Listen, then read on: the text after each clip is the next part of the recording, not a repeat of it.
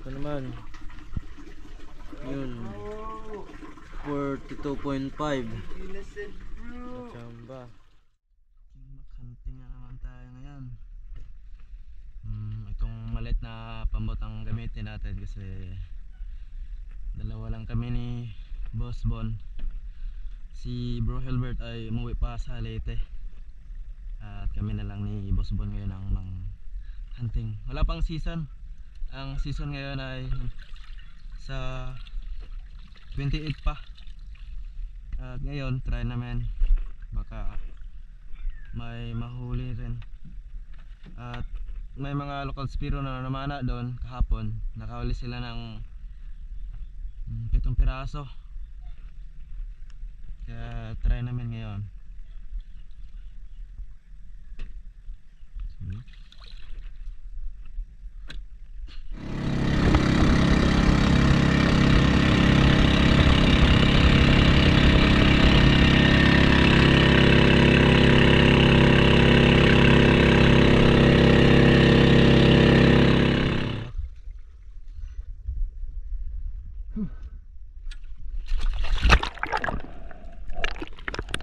Welcome back po mga kaspero sa ating panibagong episode. Ngayon ay mga hunting na naman tayong tangigi. Ganda ng dagat ngayon at sobrang linaw ng tubig mga kaspero. Gamit pa rin natin itong 130 cm na inverted roller mga kaspero. At yun nga mga kaspero, dahil wala pang season at sana makahuli pa rin tayo ngayon. Pagkatapos ating i-load yung rubber mga kaspero ay may nakita akong dalawang tangigi doon sa baba. Kaya dadali ko itong hinabol. Nung malapit na ako sa kanila mga kaspero ay biglang bumalik. Kaya yun, natira natin mga kaspero. At hindi ko pala napansin na may dumi pala sa casing natin. Pero okay lang yan kasi nahuli naman natin tong tangigi. At ganda pa ng patama natin mga kaspero na spine shot. At hindi na ito makakawala pa.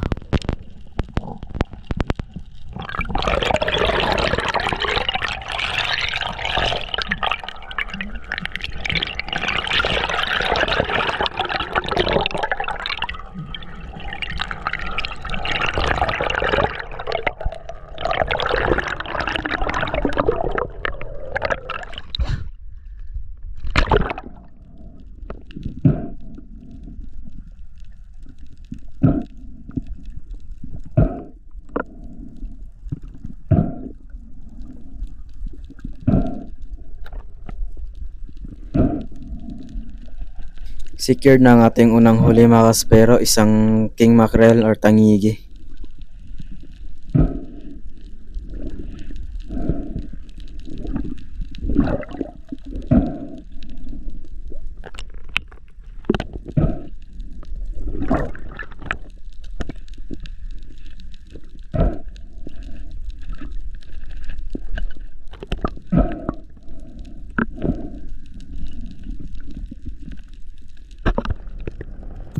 At dito sa ating panibagong pagsisid mga kaspero ay may nakita akong tangigi. Marami sila mga kaspero kaya ito yung piniling pinakamalapit ko. Kaso lang nung pagtira natin ay hindi tinamaan. Sayang mga kaspero.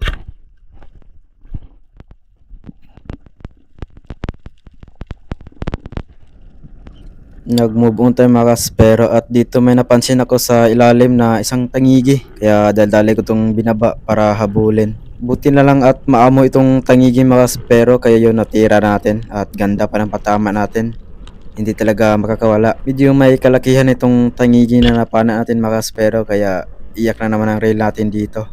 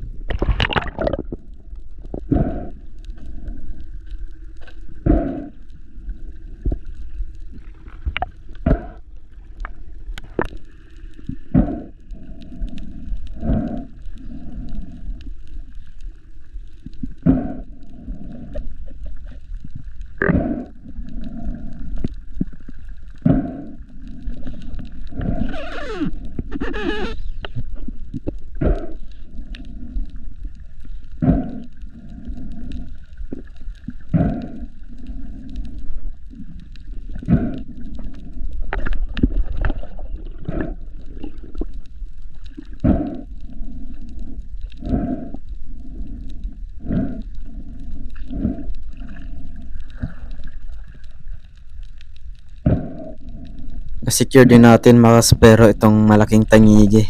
At ito yung naging pangalawang huli natin sa araw na to.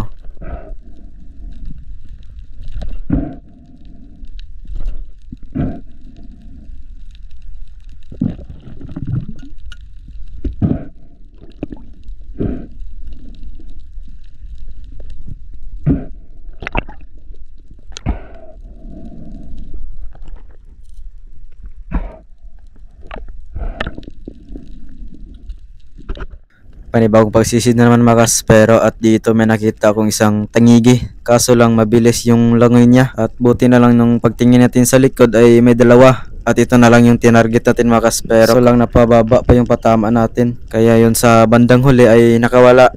Sayang mga kaspero.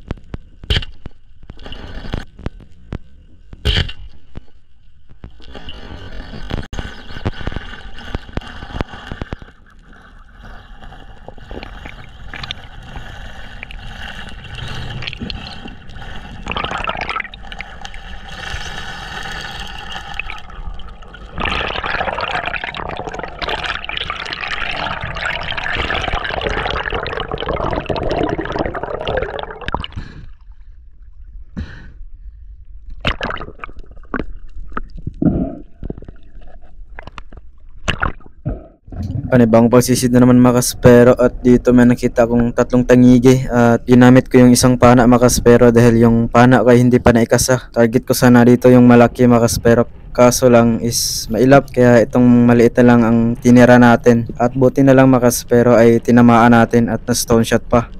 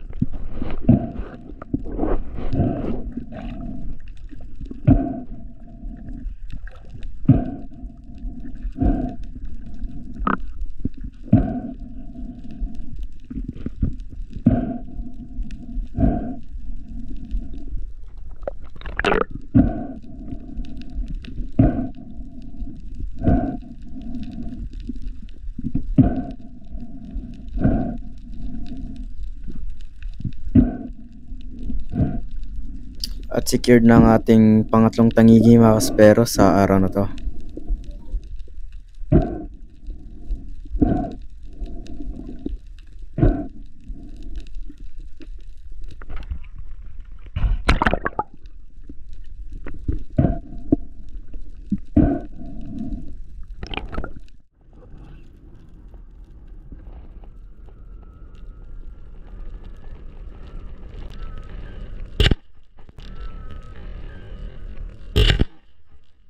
Ganda na patama natin mga kaspero na spine shot, at hindi na nakapaglaban pa. At ito yung naging pang-apat na tangigi natin sa araw na to.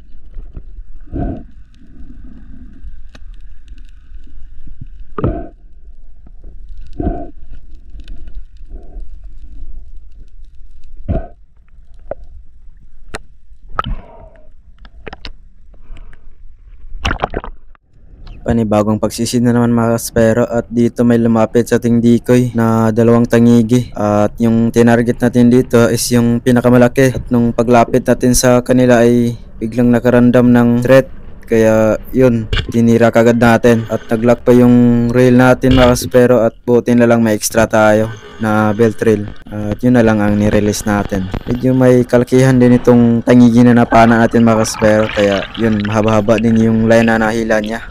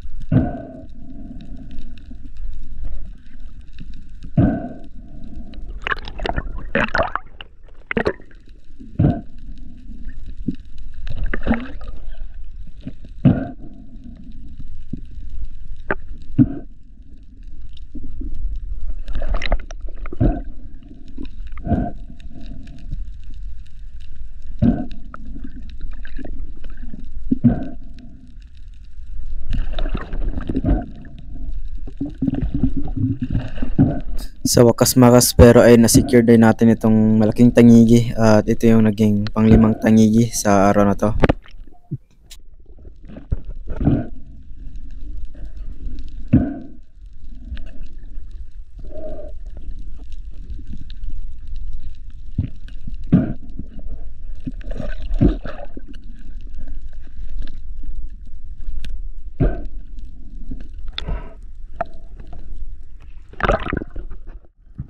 Panibagong pagsisid na naman mga kaspero, at dito may lumapit na isang wow sa ating decoy mga kaspero, kaya dinadandahan ko yung paglapit sa kanya para hindi siya matakot. Kaya lang nung pagtira natin mga kaspero ay nataplisan lang, kaya yun napunit mga kaspero.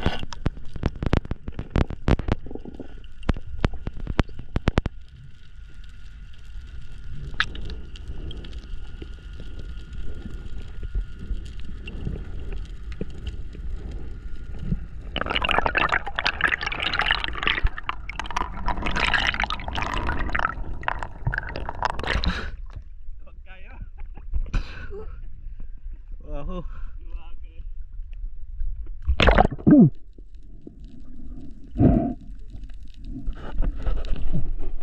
Panibagong pagsisid naman mga kaspero, at dito may nakita kong apat na tangigi. Mabilis yung langoy nila mga kaspero, at nung malapit ako sa kanila ay may nagpaiwan na isang tangigi, kaya yun ang tinarget natin. Kaya nung pagtingin ko sa gilid ay bumalik pala yung pinakamalaki, kaya yun na lang tinarget natin. Medyo may pagkalong shot yung tira natin mga kaspero. Tinamaan naman yung isda, kaso lang hindi tumagos yung popper sa kabilang side ng isda, kaya yun nakawala.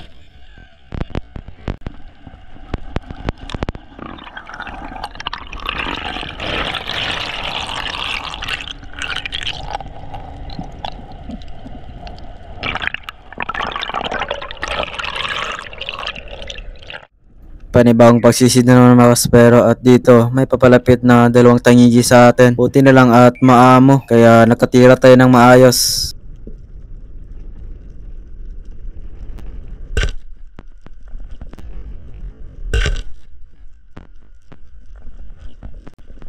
At ayun sa pool mga kaspero, ganda ng patama natin, sentido talaga.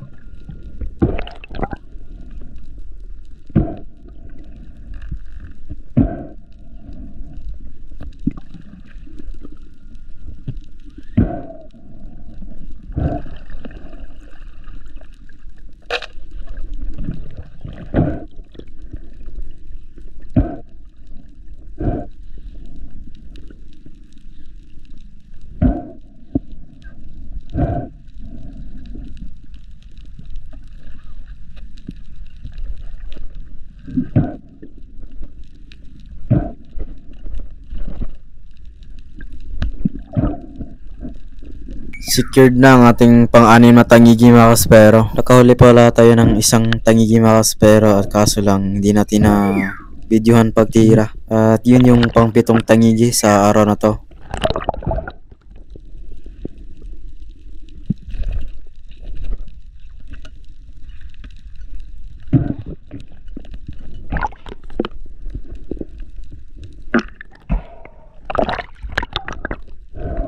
Pabalik na sana ako sa bangka mga kaspero nang nakita ko itong malaking manta ray, kaya naisipan kong videohan muna bago bumalik sa bangka.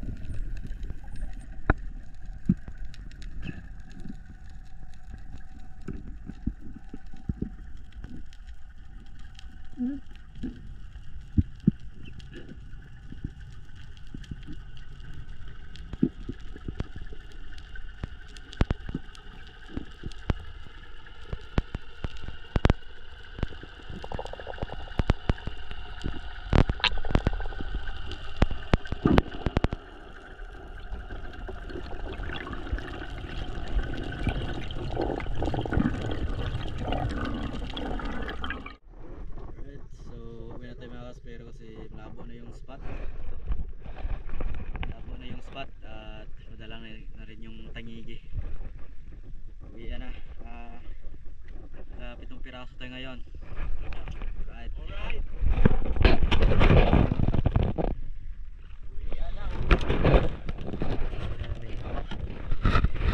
Yung decoy na fiberglass.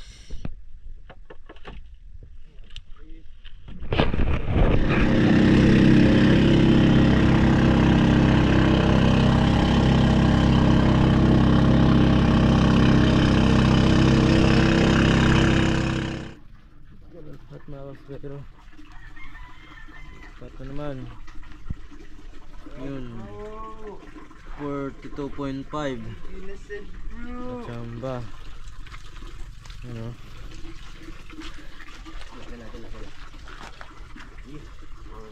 plus oy, our best batang spiro.